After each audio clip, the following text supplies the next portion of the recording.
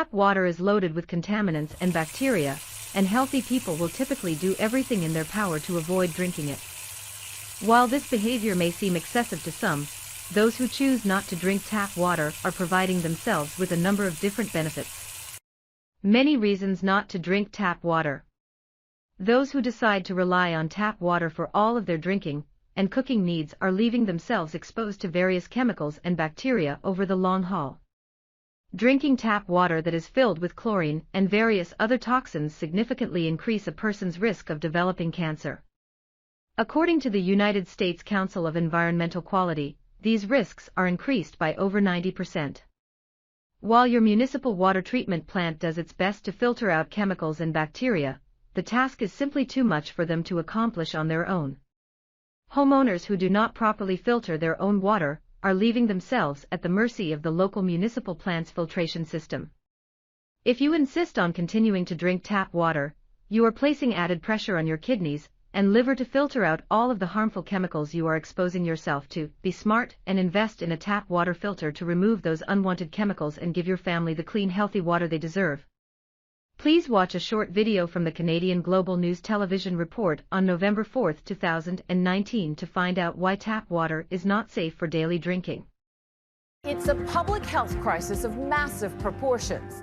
You've probably heard about the water crisis in Flint, Michigan. It's possible every single person living in Flint may have been exposed to lead through the city's contaminated water supply. The state knew about it and did nothing. Of the water supply in Flint, Michigan has sparked outrage across the country. In Canada, people are also unknowingly consuming dangerous amounts of lead from their drinking water. In some cities, lead levels were found to be comparable to those of Flint at the height of its water crisis. We're probably talking about hundreds of thousands of people in the population of Canada that right now, every time they open their taps, there's a good chance that they're getting a little bit of lead coming out of that pipe. Canadians are not being informed on when lead levels are high, not only in their homes, but in their schools and daycares. That's Mike and Megan. They've been part of this huge year-long investigation that has involved around 130 university students and journalists who have all been investigating lead-contaminated water in Canada. I think people are completely in the dark. Lead has been mined for thousands of years. It was used in ancient Rome to make water pipes because the metal is flexible, highly corrosion-resistant, and cheap. Lead pipes continued to be used around the world for centuries, and eventually lead was added to other common products like gasoline and paint. It wasn't until the mid-20th century that people started to notice that it was making everyone really sick.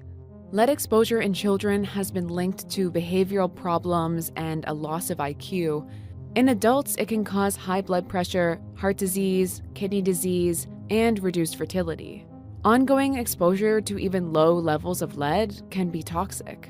I would say up until the 1970s, a lot of our major cities were still using lead pipes and putting them into the ground. In the 1970s, we started banning lead, which is why there has been a steady decline in lead blood levels since. Lead is one that I think a lot of people thought was a solved problem, but it's not. There are two ways lead is getting into people's drinking water. The first is that old lead pipes are aging. Water is naturally corrosive and causes pipes to break down over time, allowing lead to seep into people's water. They were largely used not as part of the city's main distribution network, but rather the portion of the lines that connect the water mains to the properties. You might live in an old home and you may have replaced your pipes, but it doesn't mean that you're free and in the clear unless the city has replaced their portion of the lead service line too. You know, one of the people we interviewed said, just imagine drinking your water with a 30-foot lead straw. The second way is through acidic source water, which is any water that has a pH level below 7. It can cause lead to leach into the water from either pipes containing lead or lead soldering. Lead is measured in parts per billion. Health Canada's guideline for acceptable lead levels in drinking water is 5 parts per billion. But both Health Canada and the World Health Organization agree that there is no safe level of lead.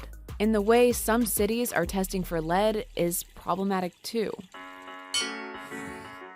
In some places, when officials are testing for lead, they do what's called a flush test, where you let taps run for 5 minutes before gathering a water sample. that's not actually how you drink the water, so it might not be an accurate description of what your lead levels are going to look like when you are taking that first glass of water in the morning. It's a test designed to identify whether there's a problem in the city's water, but it's not going to capture what we need to know for public health. Even based on flush tests, lead levels in Montreal still reached an average comparable to levels in Flint when similar testing was done there. In Prince Rupert, British Columbia, and 3 cities in Saskatchewan, the investigation found that average lead levels exceeded Health Canada's guideline of 5 parts per billion. You know, in Montreal, like, people were getting tested by the city. They were told, because of the testing method used, that they had a low level or an acceptable level. And then we went back and tested with different methods that are recommended by Health Canada, and we found much higher levels. So I think it's an issue about transparency versus secrecy.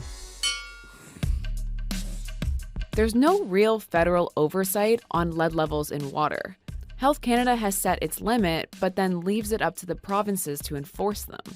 And that's why we're having discrepancies in different cities across the country, where there's one quality in this city versus another quality in another city.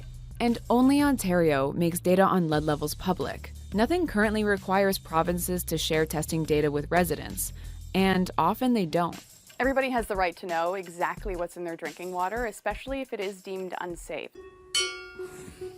One of the things that cities are doing right now is adding something called orthophosphate to their drinking water. Essentially, it's an anti-corrosive, and it coats pipes over time. So if you do have lead pipes, it's kind of mitigating any issue that you might have with your drinking water, which means that more lead service lines aren't being replaced because orthophosphate is actually doing its job. In some cases, cities are offering free filters, whether it's a water pitcher with a special filter for lead, or whether it's a filter you can add onto your tap. The ultimate solution, all the experts have told us, you have to replace the lead pipes. But ripping pipes out of the ground is expensive, and in most places, officials wouldn't even know where to start. There's no record of how many lead pipes there are or where they are in any given city.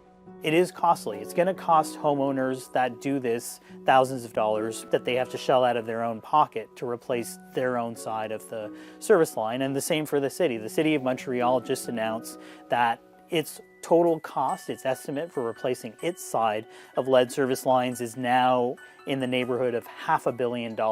We've spoken to a lot of experts for this story, and some of them are calling this a public health crisis. It's going to continue to have long-term effects on Canadians, and I think people need to be held accountable for what's actually happening to people.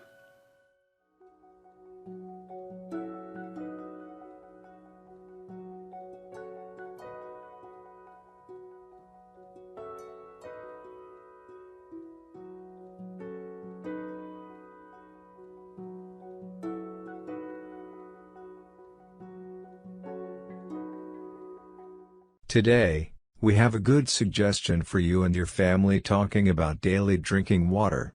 It is called Kangen water. It is healthy and clean water.